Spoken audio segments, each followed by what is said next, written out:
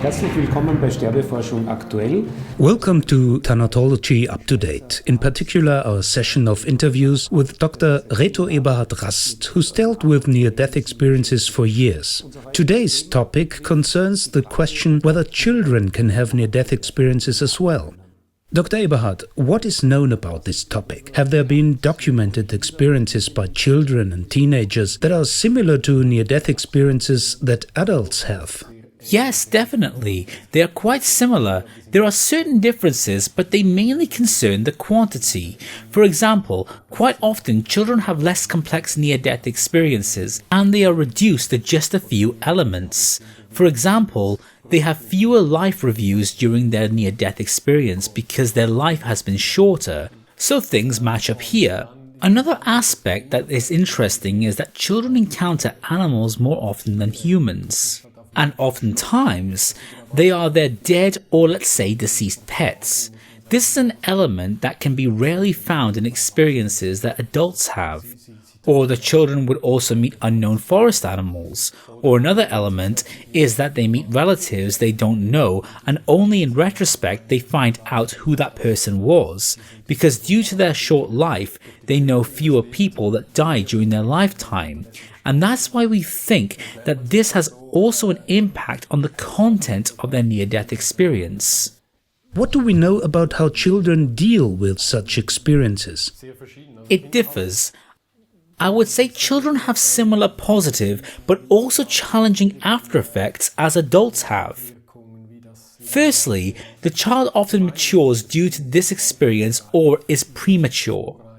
They also become more independent, and the relationship between the child and the adults become more difficult oftentimes because the children become more independent.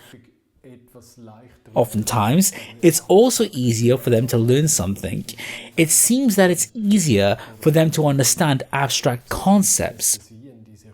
Or, there are also things like synesthesia that occur more often. Can children also have problematic near-death experiences, and how do they cope with them? Well, we have to distinguish between problematic near-death experiences in the sense of negative content. These also occur with children. The more frequent case is that also positive near-death experiences can be difficult for children.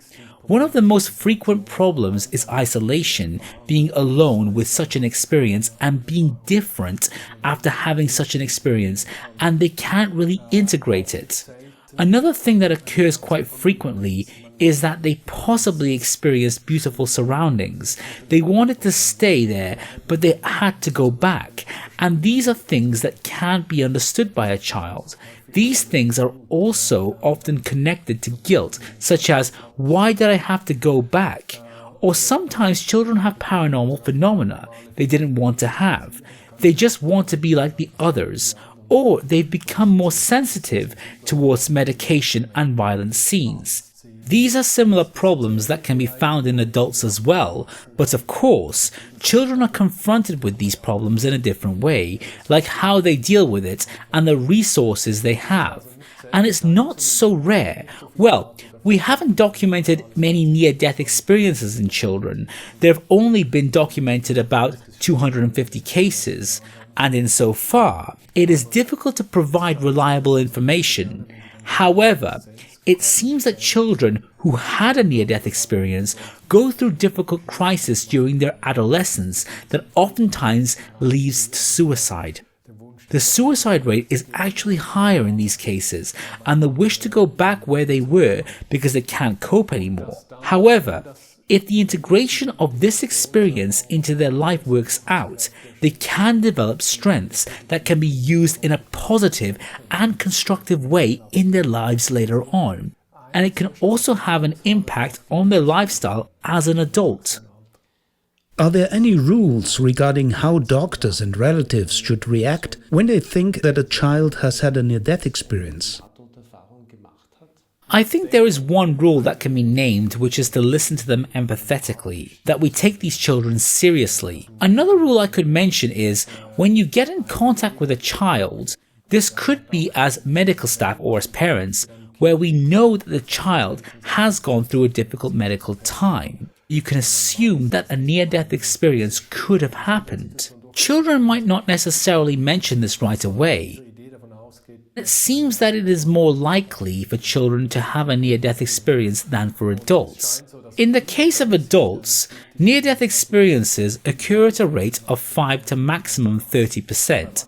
For children, we've got numbers of about 85%. So this would be very frequent. So you've got to assume that most children who have been reanimated or almost drowned had such an experience. And this is quite significant because this is also significant insofar when the children change, when they isolate themselves, when they start having problems, that we should start thinking and that you could talk to the child about this before mentioned ambivalence, or that you allow the child to talk about this, or that you encourage the children to draw these experiences, and that you teach the child whom they can tell about these things and where it is better not to talk about it. Because this is also one of the frequent, often dramatic issues. If I tell it to the wrong person who doesn't believe me, then I'll prefer to keep silent, and then I'm all by myself with this problem. Children oftentimes have a relatively unconstrained approach to death. Do you think that this is helpful when it comes to dealing with near-death experiences? Can we as adults see children as a role model in this regard? I don't know if we can, because we're already quite different as adults, whether we would be allowed to, but the aspect you just mentioned occurs for sure. They just speak freely what they think, and the younger they are, the less they care about rational explanations. It changes with age, and especially younger children, and near-death experiences can start from birth, they can occur from day one. Oftentimes, children talk about their near-death experience as soon as they can speak in great detail. And sometimes, they talk about near-death experiences that happen during birth. This should be taken seriously as well. And children who are at that age often tell you things you wouldn't expect, like the being that came to them looked like a Santa Claus. In Swiss German, Santa Claus is Saint Nicholas or Santa Claus, or something like that. So these things can be quite original, and they speak quite freely about what they think. Talking freely about everything, maybe this could set a precedent for us. Dr. Eberhard, thank you very much for this interview. You're welcome.